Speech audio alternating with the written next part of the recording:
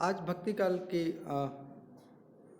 परंपरा के अंतर्गत विशेषताओं के संदर्भ में अगला व्याख्यान। अब तक भक्ति काल में हमने सगुण भक्ति धारा की कुछ विशेषताओं की बात की थी और निर्गुण भक्ति धारा की विशेषताओं की बात की थी। निर्गुण के अंतर्गत हमने संत काव्य की परंपरा और जायसी जैसे सूफी काव्य की परंपरा की बात की थी। पिछले व्याख्यानों में कृष्ण भक्ति धारा के अंतर्गत कुछ मूलभूत विशेषताओं की बात की थी। उसी क्रम में आज सूरदास और कृष्ण भक्ति धारा की कुछ विशेषताओं की बात करेंगे। सूरदास जैसे भक्त कवियों ने विशेषकर कृष्ण भक्ति धारा में सर्वाधिक रूप से लोकप्रियता प्राप्त की है। श्रीमद् भागवत पुराण में वर्णित कथा का लीला वर्णन को उन्होंने आधार बनाया, जिसके अंतर्गत कृष्ण का बाल रूप, सखा रूप और नृप या राजा का रूप का वर्णन किया गया। सूरदास का सूर सागर एक विशाल ग्रंथ है और विशेष रूप से अन्य ग्रंथों की अपेक्षा बड़े होने के बाद उसमें विविधता अधिक है। और सूरदास ने कृष्ण की बाल लीला को जितनी गहराई से वर्णन किया है और जितना विस्तृत रूप से वर्णन किया है वो पूरे विश्व में अनूठा है। इस संदर्भ में यदि हम देखें तो सूरदास का बाल वर्णन वस्तुतः कृष्ण भक्ति काव्य परंपरा की एक छाप के रूप में बन गई है। सर्वप्रथम सूरदास बच्चे के जन्म की बात करते हैं और बच्चे के जन्म होने पर समस्त ग्रामवासी नंद को बधाई देने आते हैं, यानी माता पिता की खुशी में पूरा समाज हिस्सेदार बनता है और इस प्रकार वो जन्म की बधाइयाँ पाने का वर्णन भी वो अपनी कविता में करते हैं।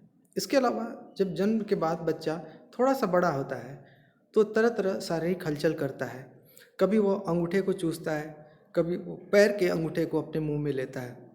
इसका भी वर्णन सूरदास करते हैं और कहते हैं चरण गहे अंगूठा मुख मेलत, यानी कृष्ण अपने पैर के अंगूठे को मुख में ले रहे हैं। ये बहुत मोहक रूप होता है और इस मोहक रूप का भी वर्णन सूरदास करते हैं।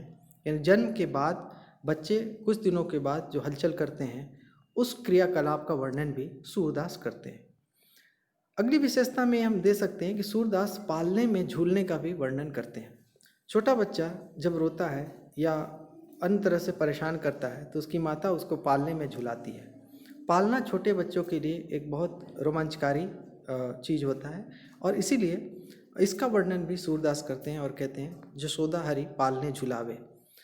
इस रूप में जशोदा कृष्ण को झुलाते झुलाते कई तरह के गीत गाती है और जोई सोई कछु गावे पंक्ति कहते हैं, यानी माता अपने प्यार से कुछ बातें बोलती है और उसी को सुनता हुआ वो बच्चा प्रसन्न होता है।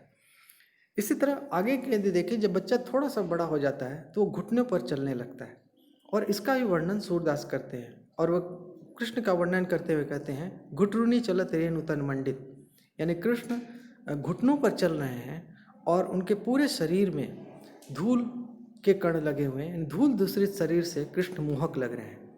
बच्चे की यह नादानी और बच्चे की चंचलता सूरदास के काव्य को महत्वपूर्ण बनाता है। इस तरह कृष्ण भक्ति की ये धारा बच्चे में वात्सल्य रस का संचार करती है। अन्य रूप में जब बच्चा थोड़ा सा बड़ा हो जाता है तो वह अपने दोस्तों के साथ खेलने हुए तरह तरह की शरारतें करता है और ऐसी स्थिति में सूरदास उसका भी वर्णन करते हैं, जो अपने सबके साथ सखा सहित माखन चोरी करने जाते हैं और वो कहते हैं सखा सहित गए माखन चोरी, यानी कृष्ण माखन चोरी के लिए बच्चों के साथ जाते हैं। तो इस प्रकार बच्चों के वय का क्रमिक विकास सूरदास की कविता में दिखाई देता है।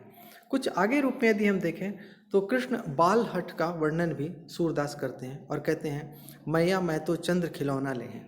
छोटा बच्चा जब हट करता है तो बिना किसी तर्क के अपने भावनात्मक रूप को ही महत्व देता है। जब कृष्ण चंद्रमा को देखकर आकर्षित होते हैं और उसे एक खिलौना समझ लेते हैं तो बारंबार उसी को लेने की जिद करते हैं। ऐसी स्थिति में यशोदा माता उनको एक पात्र में पानी रखकर उसके प्रतिबिंब के साथ खेलने के लिए कह देती हैं और उसी में वो खुश होते हैं। तो इस तरह सूरदास बच्चे के बाल हट का वर्णन भी करते हैं और कहते हैं मैया मैं तो चंद्र खिलौना ले हूँ, और उस बाल हट को माता अपने चतुराई से हल करती है। इसी तरह बाल जिज्ञासा का वर्णन भी सूर की कविता में दिखाई देता है। जब कृष्ण छोटे होते हैं और बार बार उनको तरह तरह के प्रश्न आते हैं। ये मनोवैज्ञानिक रूप से माना जाता है कि छोटा बच्चा अनेक तरह की चीज़ों को देखकर, सांसारिक चीज़ों को देखकर कई प्रश्न पूछता रहता है। और इसी क्रम में कृष्ण भी प्रश्न पूछते हैं और वो कहते हैं, मैया कबहू बढ़ेगी चोटी। यानी बार बार वो देखते हैं कि उनकी चोटी बड़ी नहीं हो पा रही है। ऐसी स्थिति में उन्हें लगता है कि कैसे उनकी चोटी बढ़ जाए। तो इसलिए वो बार बार पूछते हैं, मैया कबहू बढ़ेगी चोटी, क्योंकि अब बहुत दिनों से छोटी ही रह रही है और ये चोटी कब बढ़ेगी, इस जिज्ञासा को प्रस्तुत करते हैं। और सूरदास उस बाल सुलभ जिज्ञासा को अपनी कविता में प्रस्तुत करते हैं। उसी तरह बालक जब बाहर खेलने जाता है तो उसकी माता बहुत चिंतित होती है कि उसे डर लगता है कि उस बालक के साथ कुछ अनहोनी न हो जाए। ऐसी स्थिति में यशोदा चिंता जाहिर करती है और को कहती है, दूर कत जात कन्हैया। तो बार बार उन्हें लगता है कि कृष्ण कहीं दूर खेलने ना चल जाएं, उनकी नज़रों से ओझल ना हो जाए। इसी क्रम में एक और वर्णन मिलता है और वो है बच्चों के द्वारा बड़ों की शिकायत। यानी कवि यहाँ ये कहना चाहता है कि जब कृष्ण अपने बड़े भाई के साथ खेलते हैं तो ऐसी स्थिति में वो बड़ों की शिकायत भी करते हैं। यानी उन्हें लगता है कि बड़े भैया जो डर पैदा करते हैं उसकी शिकायत बड़ों से की जा सकती है। इसीलिए अपने बलराम की शिकायत, बड़े भाई की शिकायत वो बार बार यशोदा और नंद से, अपने पिता से करते हैं। और वो कहते हैं, भैया मैया बहुत बुरे बलदाऊ। यानी सीधे सीधे स्पष्ट रूप में कहते हैं कि वो बहुत बुरे हैं और उसके साथ पूरी घटना का वर्णन करते हैं कि किस प्रकार बलदाऊ उनसे उनको परेशान करते हैं। तो इस तरह बाल सुलभ चेष्टा होती है कि बच्चे अपने काम को पूरा करने के लिए जी तोड़ करते हैं और ऐसी स्थिति में वो किसी भी कोई बाधा आने पर, चाहे वो बड़ा भाई क्यों ना हो, उसकी शिकायत वो करते हैं। इस तरह से इस बड़ों की शिकायत का वर्णन भी सूरदास अपनी कविता में प्रस्तुत करते हैं। इसके अतिरिक्त बच्चा जब धीरे धीरे बड़ा होने लगता है तो वह आसपास की चीज़ों से अपनी चतुरता जाहिर करने की कोशिश करता है। इस रूप में कृष्ण में भी बाल सुलभ चातुर्य दिखता है। जब कृष्ण माखन चोरी की शिकायत आती है, कृष्ण के माखन चोरी की शिकायत आती है, तो माता उनसे भी पूछती है कि क्या तुमने माखन खाया। तो ऐसे में वो सीधे वो अपनी चतुराई दिखाते हुए कहते हैं कि मैं नहीं माखन खायो, और इसके लिए वो बाल सुलभ तर्क देते हैं। तो इस प्रकार सूरदास ने एक बाल मनोविज्ञान की एक बहुत पेचीदे सवालों को बहुत आसानी से प्रस्तुत किया है। सूरदास बार बार बच्चे की क्रमिक विकास, बच्चे के ज्ञान, बच्चे की चेष्टा, बच्चे के अपने तर्क को ज्यों का त्यों प्रस्तुत करने का काम किया है। और इसीलिए सूरदास का जो साहित्य है वो आम जीवन को आकर्षित करता है। इस बाल सुलभ चातुर्य के अलावा भी यदि हम देखें तो यशोदा के वात्सल्य का विरह का वर्णन भी सूरदास करते हैं। यानी बच्चे जब दूर चले जाते हैं तो उनके माता पिता बेहद चिंतित होते हैं और उनकी दिन रात चिंता करते हैं। ऐसी स्थिति में यशोदा भी अपने कृष्ण की चिंता करती है। यद्यपि कृष्ण बड़े हो गए हैं और वो ब्रज से मथुरा चले जाते हैं, लेकिन फिर भी उनके माता का हृदय कृष्ण को बच्चा ही समझता है और इसीलिए वो बार बार कहती हैं, संदेशो देवकी सो कहियो। यानी इस रूप में यदि हम देखें तो यशोदा जैसे परिपक्व स्त्री भी अपने बच्चे के स्नेह के सामने विवश हो जाती है और इसे हम वात्सल्य विरह की श्रेणी में रख सकते हैं। इस प्रकार सूरदास की एक विशेषता रही है कि सूरदास ने वात्सल्य के वर्णन में केवल बच्चे के मनोविज्ञान को चित्रित नहीं किया, बल्कि बच्चों के माता पिता और बड़ों के मनोविज्ञान को भी प्रस्तुत किया है, जिन्हें वात्सल्य विरह के अंतर्गत रखा जा सकता है। इसी तरह कृष्ण भी अपने माता पिता को याद करते हैं उनसे दूर रहकर। कृष्ण जब ब्रज से मथुरा चले जाते हैं तो उन्हें अपने घर की याद आती है और इसलिए वो अपने मित्र से कहते हैं, ऊधो मोहि बज बिसत नाही। यानी बार बार वो अपने मित्र से कहते हैं कि मैं अभी तक ब्रज के मोह से मुक्त नहीं हो पाया हूँ। तो ये कृष्ण का भी एक वात्सल्य का प्रेम है। ये कृष्ण अपने बचपन के दिनों को या अपने यादगार क्षणों को बड़े होने पर भी भुला नहीं पाते। इस प्रकार हम कह सकते हैं कि सूरदास का जो साहित्य है वो एक बाल मनोविज्ञान के साथ साथ बच्चे की समस्त भावनाओं का भी चित्रण करता है और यही उनके कविता को विशिष्ट बनाता है। यही कारण है कि रामचंद्र शुक्ल भी इस बात पर जोर देते हैं कि वो मानते हैं कि सूरदास ने वात्सल्य रस का कोना कोना झांक मारा है। यानी उन्होंने हर एक छोटी छोटी बात का वर्णन किया है।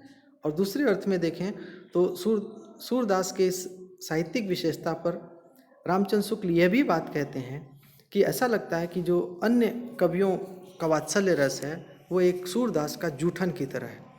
तो इस प्रकार सूरदास का साहित्य भारत में ही नहीं बल्कि विश्व में ही अनूठा है, जो बच्चे के मनोभावों को इतनी गहराई और इतनी सुंदरता से चित्रण करता है। इसके अतिरिक्त सूरदास ने अपने कृष्ण भक्ति धारा में गीतात्मकता का प्रवेश करके इसे और महत्वपूर्ण बनाया है। यानी गीत की शैली में करने के कारण ही आज भी सूर के पद गाए जाते हैं और वो बेहद लोकप्रिय हुए। ब्रज भाषा में होने के कारण उनमें मधुरता है और ब्रज भाषा की मधुरता जो है वह उनमें चार चांद लगाती है। ब्रज भाषा का माधुर्य और कोमल भावनाओं का चित्रण दोनों मिलकर कविता को आकर्षक बनाती है।